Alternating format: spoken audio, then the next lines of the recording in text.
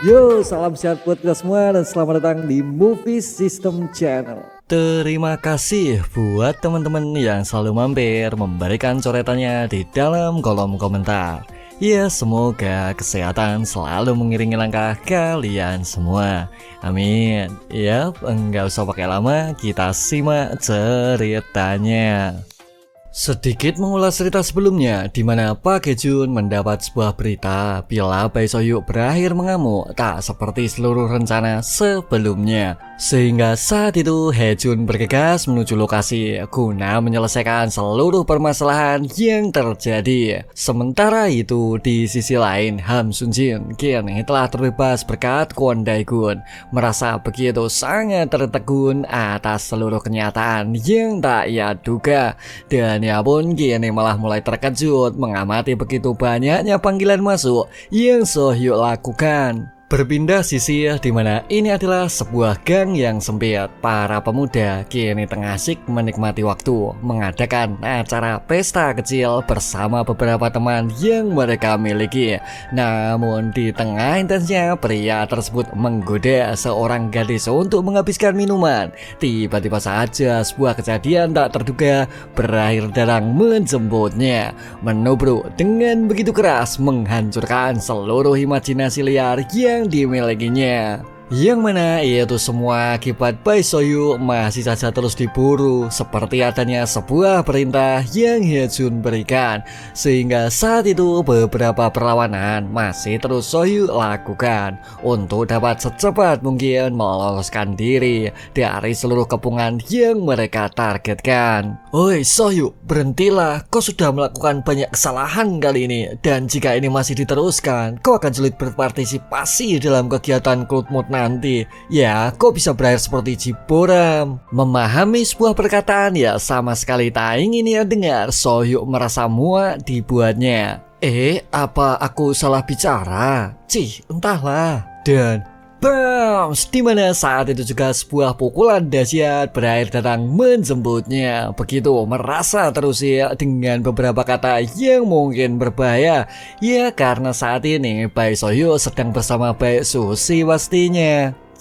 Kerja paruh waktu macam apa lagi sih opa ini? Lihat saja jika dia berani berbohong lagi padaku.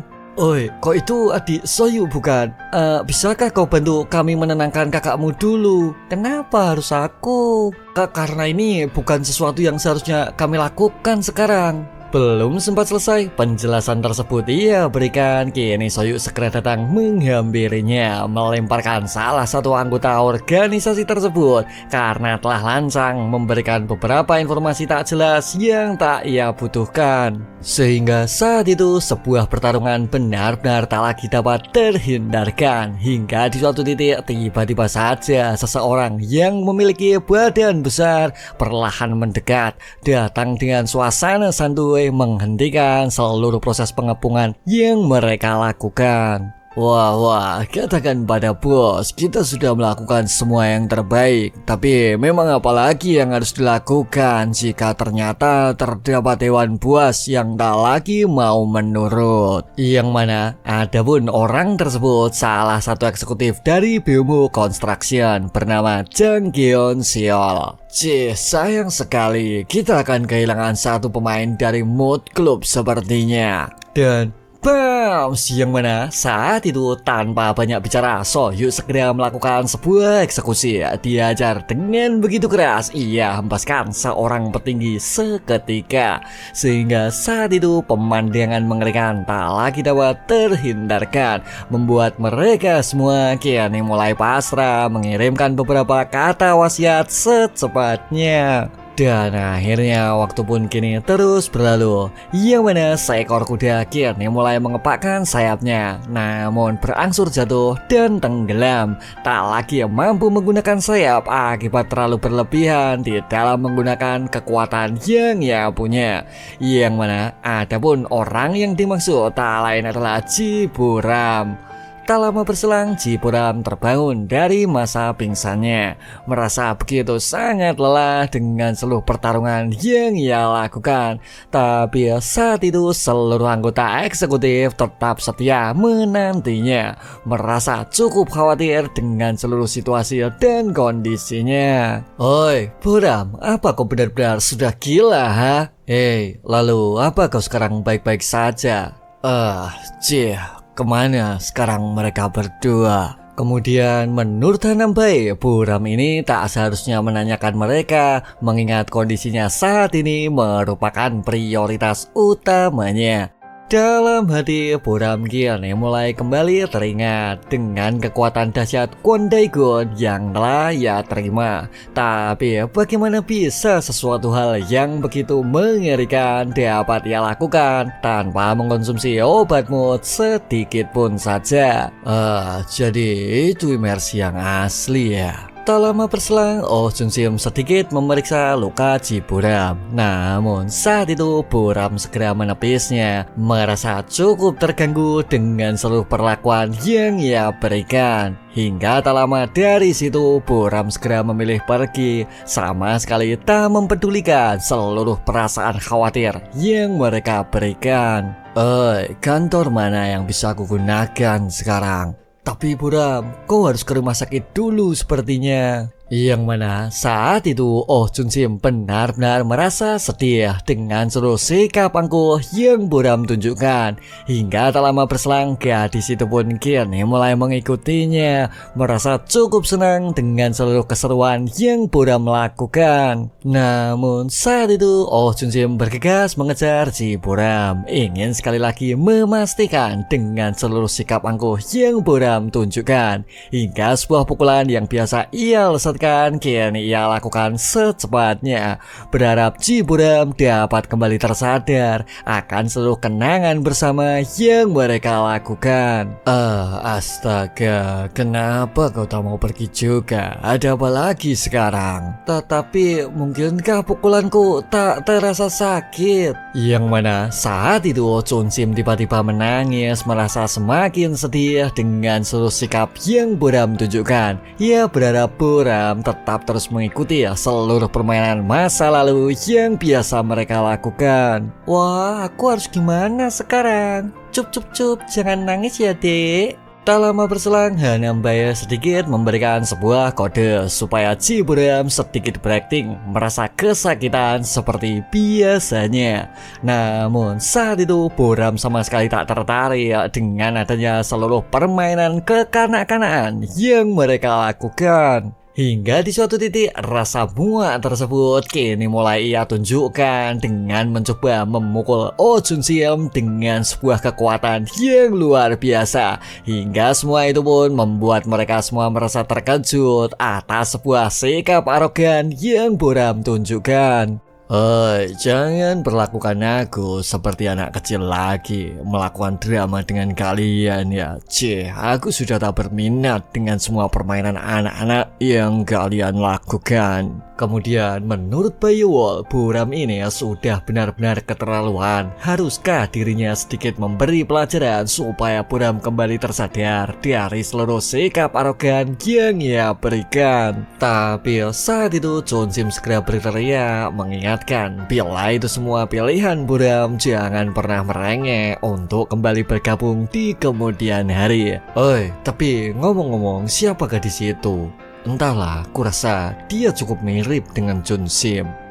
Apa kau tak salah menilai ha? Justru di bagian itunya saja sudah ketahuan perbedaannya. Mendengar sebuah penjelasan yang dirasa cukup janggal, Jun Sim segera mencoba melesatkan sebuah pukulan dan Han Ha-gu pun segera menyesuaikan diri dengan seluruh pukulan cepat yang Jun Sim melesatkan.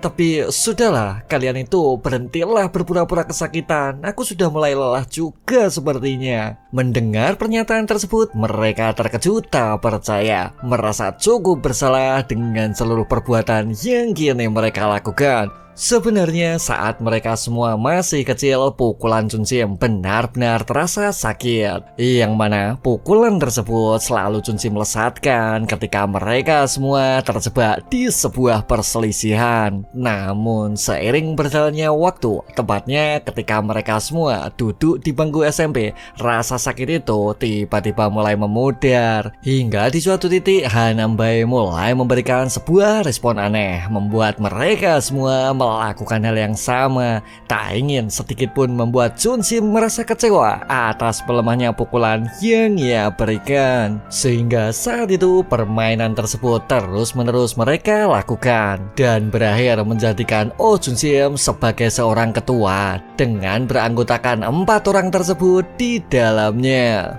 Dan akhirnya Chunsim kini benar-benar merasa sedih, sama sekali tak ingin melanjutkan segala perlakuan buruk yang ia berikan. Karena saat itu semua pukulan tersebut terus ia berikan semata hanya untuk mencoba melerai beberapa perselisihan yang tengah mereka lakukan. Hingga tak lama berselang dirinya kini mulai memutuskan untuk tak lagi menjadi ketua mereka. Seperti apapun pemikiran kalau di hatinya. Namun saat itu Bayowol mencoba sekali lagi memastikan jika dirinya tetap menjadi seorang ketua untuk memimpin mereka sebuah pertemanan yang mereka punya. Itu benar, selama ini hubungan pertemanan kita menjadi selalu baik. Ya hanya karena Boram itu mengacau bukan berarti kita semua berakhir, bukan? Itu benar Chunsim, sekalipun tingkah Boram memang keterlaluan, tapi yakinlah dia pasti akan kembali suatu hari nanti. Dan mari kita biarkan dia untuk sendiri dulu. Tapi bukankah dia tak sendirian? Maksudmu?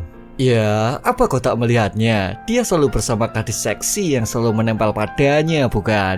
Lalu, Chunsim, apa pendapatmu mengenai gadis itu? Yang mana saat itu Hakon mencoba menggoda Chunsim supaya dirinya ini segera kembali melesatkan sebuah pukulan terakhir yang akan ia terima. Ia tetap meyakinkan Chunsim untuk menjadi ketua meski pukulan Chunsim sudah tak mendominasi seperti dulu. Sementara itu di sisi lain, Pak Kejun kini mulai melesat menuju lokasi, meninggalkan seorang gangster yang kini terjatuh pingsan karenanya. Yang mana saat itu keadaan ternyata benar-benar dirasa di luar kendali. Dengan menghilangnya Bai Soyu sekaligus terlukanya seorang petinggi di bagian organisasi. Jadi keponakan bos juga ikut terluka ya? Ini benar-benar memusingkan. Kalau dilihat dari masalahnya, sepertinya pembuangan Soyu benar-benar sudah sulit terhindarkan. Sementara itu di sisi lain Ham Sunjin tengah menghubungi Soyu mendapatkan sebuah pesan untuk menghubungi organisasi secepatnya. Namun saat itu Soyu memutuskan untuk meminta sebuah bantuan karena kondisi saat ini benar-benar dirasa cukup buruk dan tak memungkinkan. Sehingga saat itu mereka berdua berakhir memilih menuju kediaman Sunjin, merasa begitu sangat tertolong atas sebuah persinggahan yang dirasa aman. Permisi, ini Bibi mau masuk mengantarkan sedikit cemilan. Sunjin memang belum pulang, tapi dia sudah meminta izin untuk kalian menginap di sini kok. Yang mana saat ini ternyata terdapat seseorang dengan spek terbaru yang mungkin sudah kita nantikan, hadir dengan suasana menyejukkan, mencernihkan hati dan juga pikiran. Dan adapun MILF maksud Mimin, kakak cantik tersebut adalah Ibunda Sunjin. Tak lama berselang dirinya menegur pakaian kotor yang tengah Soyu kenakan, dan Bibi pun kini mulai menyarankan supaya segera ia lepas karena akan Bibi cuci secepatnya. Namun saat itu dengan gugup Soyu mencoba menolak. Terlihat cukup mirip dengan beberapa alur brutal yang kalian favoritkan. Ia bermula dari dilepaskan pakaian hingga beberapa proses mencuci yang mungkin cukup mendebarkan. Wah, yang bener Min. Hingga di suatu titik tiba-tiba saja Sunjin berusaha memanggil Bai Sushi. Namun saat itu dirinya tak memilih masuk karena terdapat sebuah informasi penting yang harus dirahasiakan. Kenapa kau tak masuk? Soyu bagaimana? Oh kakak, dia sedang bersama Bibi di kamar ganti. Sudahlah, sebaiknya kau kemari. Ada sesuatu hal yang penting yang ingin kusampaikan. Dan akhirnya sebuah informasi yang mengenai kekalahan Ciburam kini berakhir Susi dapatkan. Dan Sunjin pun sedikit berharap akan tetap Susi rahasiakan dari seorang kakak yang ia punya. Susi, kau sedang apa?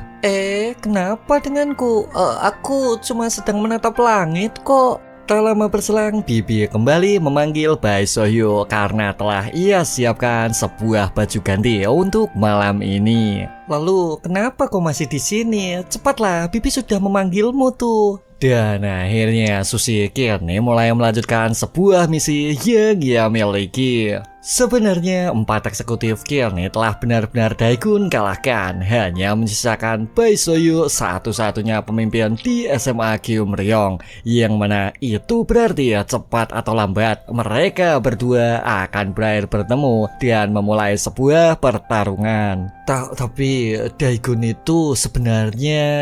Hei, kenapa kau malah diam? Ya, pastinya kita tak bisa membiarkan mereka berdua bertemu. Iya jelas dong. Lalu, kau mau aku berbuat apa sekarang? Kemudian menurut Sunjin, mereka ini harus mengulur waktu sebanyak mungkin, menyiapkan sebuah rencana matang guna menyelesaikan sebuah konflik tak jelas yang tak mereka harapkan. Dan Susi pun kini kembali merasa bingung memikirkan sebuah akhir mengerikan bila seorang gebetan yang Susi suka akan benar-benar berhadapan dengan adanya seorang kakak yang dimilikinya. Oi Susi, apa di luar benar-benar ada orang? Cih, kau ini kenapa sih kak? Tak ada siapa-siapa kok, justru kau lah yang seharusnya aku tanya. Kenapa kau keluar tanpa busana? Dan akhirnya Ham Sunjin kini menjadi semakin yakin bila Bae Sohyo akan menjadi seorang ayah di kemudian hari. Wah, jangan ngarang gitu Min. Iya. Dalam hati Sunjin kini mulai bertekad bila menyelidiki Kwon Daegun merupakan sebuah prioritas utamanya. Ia coba menguak identitas asli Daegun pastinya. Dan akhirnya waktu pun kini terus berlalu. Yang mana saat itu SMA Gyeomryong berubah menjadi cukup tenang. Tapi saat itu Daegun masih terlihat murung dengan seluruh pemikiran kacau di otaknya. Kemudian menurut No Man-ho, bagaimana bisa Daegun malah terlihat murung setelah dirinya berhasil mengalahkan 4 anggota eksekutif sebelumnya. Namun saat itu Jongmin sekali lagi menegaskan bila adanya seseorang seperti gangster kemarin membuatnya cukup berpikir keras dan mungkin terganggu. Tapi benarkah seorang gangster sepertinya benar-benar mengenal Daegun? Sebenarnya saat itu Daegun masih merasa bingung bagaimana bisa Haejun benar-benar memahami mengenai sebuah proyek yang tengah ia jalani. Bahkan saat itu beberapa peringatan malah berhasil Daegun dapatkan, membuat dirinya merasa resah dengan seluruh pengamatan yang Haejun lakukan. Ya karena Daegun sendiri tak memiliki kemampuan untuk dapat melacak balik. Ya, aku tahu dia pasti berbohong. Tapi apa yang sebenarnya sedang Haejun incar saat ini? Sial, aku benar-benar bingung memikirkannya. Cih, kenapa dia mengacak-acak rambutnya sih? Apa dia sudah gila? Tapi ngomong-ngomong, dia tetap terlihat keren juga sih. Dalam hati Bae Susil cukup merasa kecewa juga. Bagaimana bisa Daegun mengalahkan Ciburam dengan meninggalkan Susi sebelumnya. Dan ia pun kini menjadi kesulitan untuk dapat memberikan sedikit klarifikasi maupun beberapa patah kata yang ia inginkan. Tak lama berselang, Yan Jinmo datang mendekati Bae Susil dan ia pun ingin bercerita mengenai 4 eksekutif yang Daegun kalahkan. Namun saat itu Susi benar-benar tak dalam situasi terbaiknya, merasa cukup muak dengan seluruh kenyataan yang ia terima. Ia bergegas mengusir Yang Jinmo terlepas dari apapun itu yang ingin ia bicarakan. Namun di tengah Yang Jinmo membayangkan seluruh imajinasi liar yang ia pikirkan, tiba-tiba saja Myung-hun datang menegurnya, membuat Yang Jinmo sedikit merasa malu dengan seluruh sikap yang ia tunjukkan. Jinmo, keluarlah. ada yang ingin kubicarakan denganmu. Kemudian menurut Myung-hun, Daegun ini telah mengajar 4 eksekutif yang ada, berhasil meratakan semuanya, tak ada satupun yang tersisa. Tapi meski awalnya Myung-hun sendiri tak merasa begitu suka, namun saat ini hasil yang Daegun berikan benar-benar dirasa ampuh dan luar biasa. Tapi jika ku amati lagi, Daegun itu kurang roman juga sepertinya. Oi, romantis maksudmu? Ya, romantis, rokok makan gratis. Kemudian menurut Myung-hun, Daegun ini mengetuai kelas 1 dan 2. Tapi bagaimana bisa proses penagihan uang malah coba ia tangguhkan. Jadi pada intinya, bagaimana kalau sekarang kita lakukan saja? Oi, Myung-hun, menagih uang keamanan? Apa kau gila? Bukankah kau sudah lihat orang-orang seperti itu diajar oleh Daegun? Dan akhirnya beberapa rayuan Kyone mulai Myung-hun berikan, membuat Yang Jimu sedikit merasa tertarik dengan satu perkataan yang ia maksudkan. Oi, kau lihat dia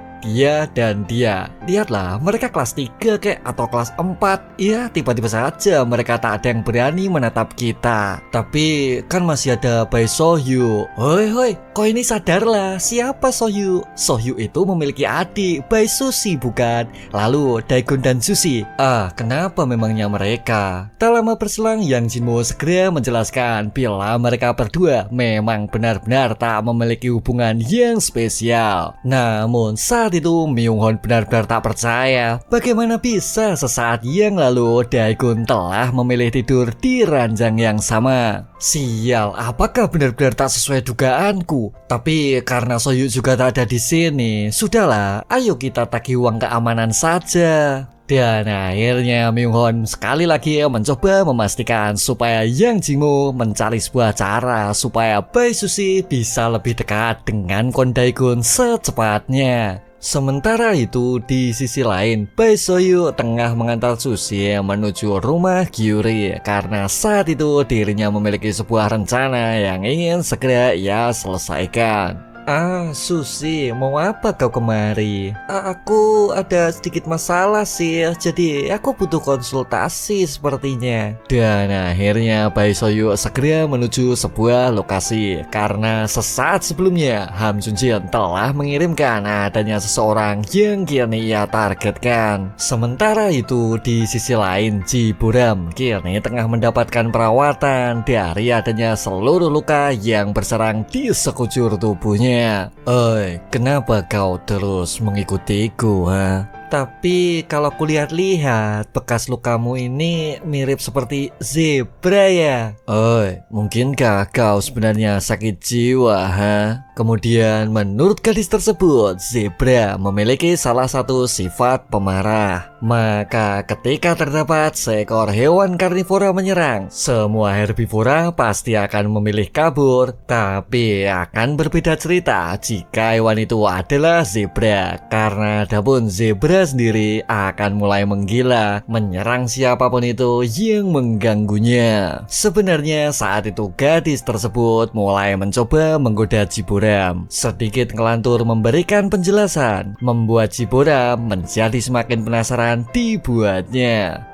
Ngomong-ngomong, kau siapa namamu? Namun saat itu gadis tersebut dengan cukup perlahan menyebutkan sebuah nama, membuat Ji Boram benar-benar tak mendengar apapun itu penjelasan yang ia berikan. Hingga di suatu titik tiba-tiba saja dirinya kini mulai melakukan sesuatu yang cukup janggal, membuat Ji Boram semakin merasa bingung dengan seluruh situasi yang ia hadapi. Oi, kau sedang apa sekarang? Bukankah kau mengatakan bila tak mendengar? Jadi akan kuberitahu kau sekarang. Yang mana saat itu gadis tersebut benar-benar telah melewati batas, membuat para penonton mulai terlihat antusias, merasa sedikit was-was dengan adanya sebuah kancing celana yang mulai terlepas. Oi, minggirlah. Kalau kau main-main akan kubuat pingsan kau nanti.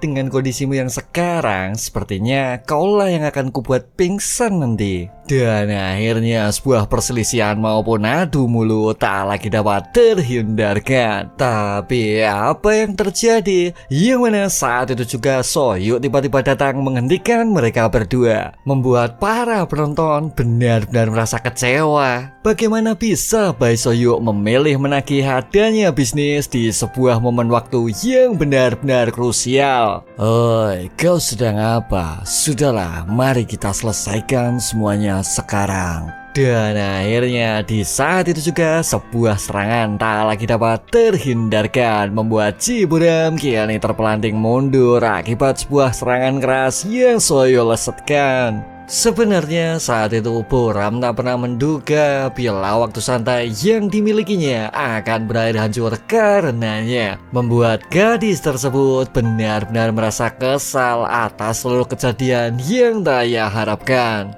Oi, tapi bagaimana kau bisa tahu tempat ini, ha? Entahlah, tapi ku dengar selama ini kau tengah mencariku.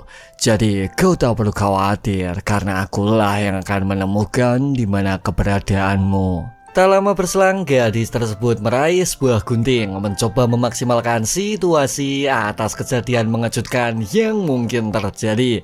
Namun saat itu Buram tiba-tiba memilih keluar, memecahkan sebuah kaca, memilih melompat secepatnya. Yang mana semua itu sontak mengejutkan mereka, membuat gadis tersebut segera berteriak, merasa cukup khawatir dengan seluruh kondisi di tubuhnya. Oi, Sohyuk, kemarilah. Takkan cukup tempat untuk kita bertarung di sana. Kau pun setuju dengan itu, bukan? Memahami hal tersebut, Sohyuk bergegas menyusulnya, merasa cukup puas dengan sebuah pilihan yang Buram tetapkan. Kemudian menurut Sohyuk, semua orang terlihat benar-benar begitu menggelikan, merasa paling kuat ingin menghancurkan Bae Sohyuk seenaknya. Yang mana itu semua jelas tak seperti kenyataan yang ada, karena selama ini Sohyuk selalu memutuskan untuk menghancurkan siapapun orang yang mengusiknya. Dasar bodoh, aku selalu penasaran apa yang mereka pikirkan dengan mencoba menantangku, ha? Ya, karena bukan mereka lah sosok pemangsa, melainkan hanya sekumpulan orang yang akan berakhir kumangsa. Sementara itu, di sisi lain, Pak Hye-jun kini tengah memberikan sebuah saran untuk membawa pulang Bae Sohyuk meski beberapa penolakan masih saja terus ia dapatkan. Kemudian menurut Pak Hye-jun, tanpa adanya Bae Sohyuk, penjualan tiket pertarungan bawah tanah akan menjadi sulit terjual. Dan Pak Kim pun mulai coba memastikan karena masih terdapat banyak petarung di dalamnya. Lalu masih dilanjutkan Hye-jun, justru belum genap 1 tahun klub tersebut berjalan di wilayah Daejeon, Sohyuk mampu menutupi seluruh kekurangan, baik dari sisi para petarung maupun sisi infrastruktur yang mereka siapkan. Tapi bukankah kita bisa mengambil petarung dari area lain? Aku cukup ragu jika mereka bisa menyamainya, Tuan CEO. Maksudku, Pak Kim, untuk apa mereka datang ke dalam klubmu menurutmu? Untuk menonton pertarungan. Kemudian menurut Pak Hye-jun, sebenarnya banyak tempat olahraga yang saat ini menyuguhkan berbagai macam pertarungan di dalamnya, seperti boxing, MMA, Muay Thai, maupun organisasi olahraga yang lainnya.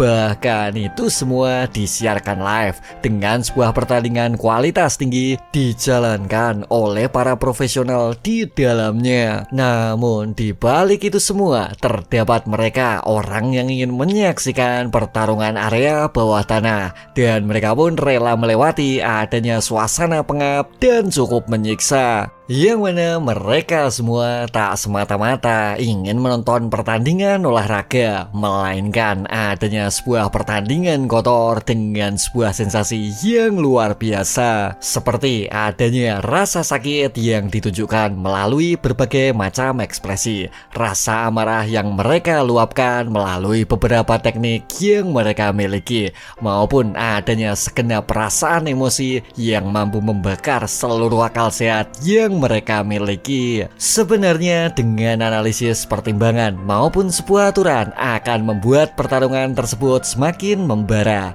Ingin melakukan sesuatu yang lebih untuk saling menghancurkan antara satu dan lainnya, yang mana semua keberanian ataupun rasa semangat itu akan mereka maksimalkan dengan sebuah rasa penuh percaya diri sekaligus tuntutan akan sebuah kemenangan mutlak yang mereka nantikan. Sehingga saat itu terdapat beberapa aspek yang mendukungnya, membuat suasana menjadi benar-benar berbeda, seperti adanya bau keringat, tetesan darah, suara tulang yang patah, maupun beberapa pemandangan kebrutalan yang lebih terasa kental. Oi, Pak Kim, dan itulah yang disebut dengan pertarungan kotor. Sama seperti namanya, klub mood, tempat untuk menyaksikan pergulatan yang penuh dengan keputusasaan di dalam kubangan lumpur. Sebenarnya dengan berada di sana masih terdapat sebuah perasaan yang akan penonton dapatkan, seperti rasa nikmat yang begitu menstimulasi, namun sekaligus menjijikkan. Dan karena itulah pertarungan yang mereka suguhkan sangat berjalan kontras dengan sebuah rasa putus asa yang mereka dapatkan. Sebab di balik itu semua, mereka semua ingin selalu membenamkan diri ke dalam sebuah kekuatan mutlak dengan seluruh kemampuan yang mereka punya. Dan adapun orang yang selama ini mampu memainkan peran dengan sangat baik, tak lain dirinya adalah Bae So-hyuk. Dan itulah sebuah alasan utama yang Yejun maksudkan. Ia cukup merasa beruntung mendapat Bae So-hyuk yang memilih bergabung di tempat mereka. Namun saat itu Pak Kim sebagai ketua Beomho masih terus mencoba menolaknya, merasa begitu sangat kecewa dengan seluruh keputusan gegabah yang So-hyuk lakukan. Ia mengirim beberapa anak buah sekaligus keponakan ke dalam rumah sakit pastinya. Memotong jari seperti para gangster katamu. Cih, dia memang hanya bocah SMA, dan aku pribadi kurang paham soal seluk-beluk gangster. Maksudku, tapi aku kesini untuk berbisnis, bukan untuk mempelajari gangster seperti apa yang kau maksudkan. Ya, terserah kau saja. Selain dirimu, ada juga yang ingin berinvestasi besar ke perusahaan. Sial, masihkah ada figur yang sebesar itu di Daejeon? Sebenarnya seiring waktu berjalan, Hejun selalu mempertimbangkan mengenai sebuah perkembangan dari sebuah bisnis yang ia kelola. Dan ia pun kini hanya sedikit menjelaskan mengenai beberapa kendala yang ia temukan. Ayolah, setidaknya menjalankan bisnis jangan menggunakan rasa emosi, bukan? Tentu saja kita harus mengikuti saran supervisor juga.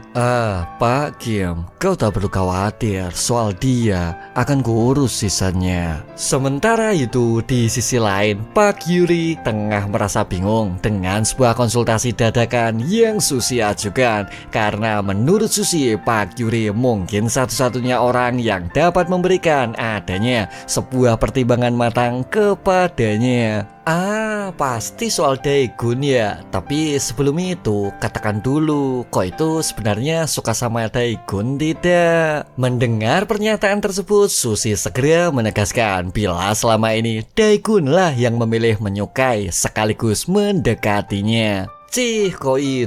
Kau memang sosok manja ya, selalu berkepribadian buruk dan selalu berbuat seenaknya. Ya, para cowok pasti akan menyukaimu lah. Mendengar sindiran tersebut, Susi merasa tersinggung dibuatnya, dan mereka pun kini saling mencengkram antara satu dan lainnya. Hingga tak lama berselang, beberapa teknik grepe, maksud bimbingan jiu-jitsu, segera mereka praktekkan, membuat suasana tersebut menjadi semakin intens. Seperti apapun itu, ya seharusnya. Tak lama berselang, So-hyuk Oppa menjadi pokok curhat yang akan Susi sampaikan, membuat mereka berdua sejenak memilih gencatan senjata. Karena menurut Susi, dirinya ini sudah tak bisa pulang ke rumah karena adanya beberapa orang aneh yang terus mengejar kakaknya. Sebenarnya saat itu Susi kembali merasa sedih karena jika semua terus-menerus terjadi, proses pindah rumah pasti akan kembali datang di kehidupan. Lalu apa kau tak merasa sedih? Hei, apa maksudmu? Kau kan pernah menulis surat cinta waktu itu. Hei, surat perpisahan. Dan aku tak tahu jika kalian ternyata pindah di sekitar komplekku. Kemudian menurut Susi, Soyu ini selalu bersikap lembut kepada dirinya. Namun bagaimana bisa Soyu selalu bertindak kejam kepada beberapa orang yang tak ia suka? Dimana semua sikap tersebut suatu ketika akan coba ia arahkan kepada satu-satunya orang yang Susi suka. Ya siapa lagi kalau bukan Kwon Dae-gun pastinya. Oi, bangunlah. Sudah aku ajar beberapa kali. Ternyata suaramu semakin tak terdengar ya. Yang mana saat itu Ji Buram coba melesatkan sebuah pukulan. Namun semua itu jelas menjadi tak terasa karena di balik pertarungan tersebut dirinya dalam kondisi yang kelelahan, sama sekali berbeda dengan sebuah kondisi prima yang dimilikinya. Namun saat itu Soyu sama sekali tak memahami, memilih untuk bersiap mengeksekusi adanya seorang berdebah pengganggu di kehidupannya. Ini benar-benar mengecewakan. Apa kemampuanmu hanya segini ha? Dan akhirnya sebuah pukulan dahsyat segera Soyu lesatkan, menghancurkan beberapa tulang rusuk Ji Buram, menghancurkan beberapa organ dalam yang dimilikinya. Ia membuat Ji Buram semakin melemah, memuntahkan begitu banyak darah dari kondisi pertarungan sebelumnya. Wah, seekor kelinci mau sajaku berburu ya. Setidaknya memohon jika itu diperlukan, atau kau akan benar-benar dihabisi oleh seekor singa pemangsa. Dan akhirnya sebuah pukulan sekali lagi mendarat tepat di bagian muka, membuat Ji Buram harus kembali terpental menubruk adanya sebuah dinding di bagian belakang. Ya, kau tahu ini adalah pertarungan jalanan tanpa adanya aturan. Kukira hasilnya akan benar-benar berbeda. Benar-benar mengecewakan. Dan karena itu aku tahu justru berkat peraturan itulah kalian semua bisa bertahan selama ini, bukan? Tak lama berselang, Buram sedikit menjelaskan bila Soyu cukup terlihat menggelikan untuk seseorang penguasa seperti apapun itu yang ia katakan. Karena dibalik itu semua, mereka berdua hanyalah sosok palsu dari adanya seseorang yang benar-benar dirasa kuat. Aku ingin tertawa jika ternyata ini cukup mirip dan kau mungkin bosnya di sini, tapi ya karena aku sudah pernah melawan yang asli. Maksudmu? Kau sudah dengar dari Hejun bukan? Bahkan kau pun takkan bisa bila disandingkan dengannya. Aku tahu kau hanya menggertak. Orang itu sudah lama tiada.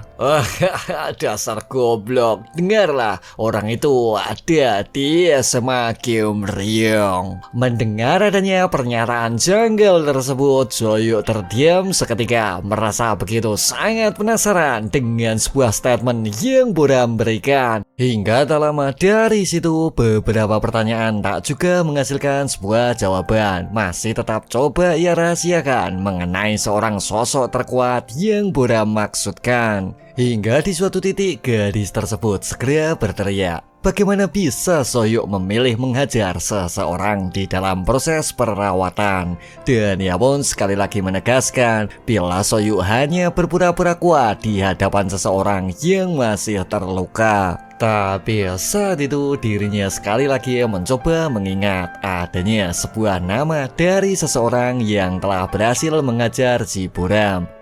Kau itu banyak bicara sekali sih. Iya, kalau ku ingat-ingat teman-temannya saat itu memanggilnya dengan sebutan Kwon Dae-gun. Iya, tak salah lagi sih, namanya Kwon Dae-gun. Dan akhirnya tak lama dari situ sebuah pengusiran kembali ia lakukan karena saat itu Buram benar-benar sedang terluka parah seperti apapun itu yang ia tegaskan. Jangan pernah kau menyentuhnya karena dia adalah mangsaku. Memahami kondisi tersebut, Soyuk bergegas memilih pergi. Namun saat itu dirinya sedikit mengingatkan jika Chipura masih mencoba untuk menyentuh orang-orang di sekitarnya, maka sebuah pertarungan lain tak lagi dapat terhindarkan. Sementara itu di sisi lain, Kyuri masih terus menyarankan supaya Bai Sushi tak begitu memikirkan sebuah permasalahan di antara mereka berdua, sebab mereka pun juga takkan pernah bisa melakukan apapun jika di kedua belah sisinya benar-benar menginginkan adanya sebuah pertarungan. Sushi, Daikun itu lebih serius jika itu mengenai UTS, jadi aku cukup yakin dia akan sibuk belajar mulai sekarang. Lalu setelah ujian, kalau setelah ujian kan waktunya karya wisata. Karya wisata? Bukankah itu semua? Ngomong-ngomong, pakai baju apa ya nanti?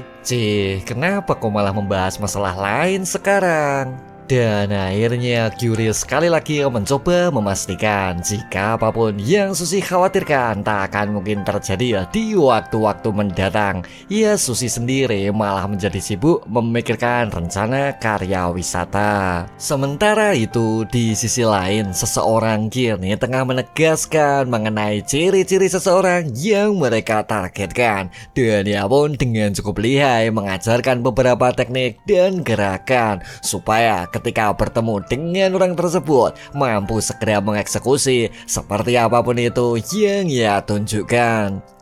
Kalian itu cupu sekali. Bertarung itu cuma masalah sepele sih. Andai saja aku ada di sana waktu itu, Soyu atau siapapun akan segera ku hajar dia. Namun apa yang terjadi? Dimana seketika itu juga dirinya ini malah memilih kabur, berteriak dengan begitu keras jika seseorang yang mereka targetkan kini mulai menghampiri dan menjemputnya, membuat Park Hye-jun benar-benar merasa terganggu dengan seluruh keributan yang ia ciptakan. Tak lama berselang, Hye-jun segera memastikan bagaimana bisa Soyuk mengalami masa puber dengan sebuah perawakan seram dan tak pernah ia bayangkan. Dan itu semua jelas membuat banyak kehebohan, sedikit mengacau atas seluruh tugas yang ia dapatkan. Kau memiliki alasanmu sendiri ya. Tapi sayang sih, semua orang juga memiliki alasannya masing-masing. Ya sudahlah, sisi baiknya kau sudah muncul sekarang. Akan kujadwalkan ulang pertandingannya. Ngomong-ngomong, kau kemari karena masih menginginkan itu bukan? Kemudian menurut Hye-jun itu semua tak menjadi masalah, namun akan cukup merepotkan jika Soyuk melakukan apapun itu semaunya. Apa kau pikir takkan pernah lagi menginjakan kaki di klub mood? Lalu bagaimana dengan pertandingannya? Atau beberapa uang mungkin? Aku ingin melanjutkannya. Sebenarnya saat itu Soyuk dirasa cukup gegabah karena uang mengalir masuk maupun keluar dengan sebuah jumlah yang benar-benar tak biasa. Dan Hye-jun pun sedikit menegaskan jika tak hanya dirinya yang kehilangan pekerjaan, namun seluruh anggota di dalamnya. Mau bagaimana lagi? Yang lalu biarlah berlalu bukan? Kau fokus saja ke pertandingan selanjutnya karena jadwalnya mungkin akan semakin ketat nanti. Kemudian menurut Hye-jun saat ini telah terdapat investasi yang dirasa cukup besar dengan jumlah taruhan naik dengan cukup signifikan. Maka jika Soyuk mampu menunjukkan performa yang cukup baik, sebuah promosi sponsor pastilah akan berakhir ia dapatkan juga. Sehingga itu semua akan berakhir menambah banyak penghasilan, memiliki sebuah peluang tinggi di kedua sisi yang berkaitan. Akan sama-sama menguntungkan baik dari sisi petarung maupun sisi perusahaan. Ambillah, kau tak perlu khawatir. Ini sebuah versi yang sudah ditingkatkan. Sepertinya aku tak membutuhkan. Terserah kau saja, tapi simpan saja dulu. Dan kalau sudah tak ada pertanyaan, kau boleh. Kon Daegun. Orang itu apa sekarang dia ada di SMA Gyeongreong ya? Mendengar pernyataan tersebut, Pak Kejun terdiam seketika dan ia pun kini mulai menatap dengan lebih serius mengenai sebuah pertanyaan janggal yang Soyu lontarkan. Sebenarnya saat itu Ham Soo Jin masih terus mencari beberapa informasi mengenai seluruh kejanggalan yang terus ia amati, hingga di suatu titik beberapa data kini mulai ia temukan. Hasil pencarian Google APK Kwon Dae-gun, lalu adapun situs Kwon Dae-gun 99 anti rungkat, dan informasi mengenai Dr. Dae-gun yang mengembangkan pil obat jenis pembesar, ataupun beberapa info saham Dae-gun yang telah melarikan beberapa uang yang mereka kumpulkan. Sial, apa-apaan sih dengan informasi ini? Di sosial media ternyata banyak terdapat nama yang sama. Dan akhirnya di suatu titik terdapat seorang pria dengan umur 19 tahun. Cukup membuat Soo Jin merasa tertarik karena jika postingan itu tahun lalu, maka berumur 20 tahun adalah umur Dae-gun yang sekarang. Wah, jadi lokasi yang tertera berasal dari Incheon ya. Baiklah, sepertinya aku tak punya pilihan lain sih selain pergi berkunjung ke sana. Sebenarnya saat ini Kwon Dae-gun tengah berpikir mengenai sesuatu hal yang dirasa janggal, merasa terus-menerus merasa bingung dengan seluruh kejadian yang berkesinambungan. Dalam hati Dae-gun kini mulai memahami situasi. Jika ia terus terjebak di sebuah pemikiran kacau, maka membuang waktu adalah satu-satunya hal yang ia lakukan. Maka memilih lebih fokus terhadap sebuah ujian merupakan satu-satunya solusi yang ia yakini. Sebaiknya aku tak terguncang oleh semua yang ia katakan. Dan mulai sekarang, aku harus lebih fokus terhadap semua proyekku sendiri. Dan akhirnya Dae-gun memutuskan melakukan kesibukan baru, mencoba menenangkan pikiran karena sebuah ujian maupun karya wisata akan Mimin bahas di episode selanjutnya. Ya, dengan suasana cerah dengan dibumbui beberapa perselisihan antar SMA. Dan sampai di sini dulu guys alur cerita The Bully in Charge di part 24. Bila kalian tertarik bisa simak cerita selanjutnya. Dan ciao.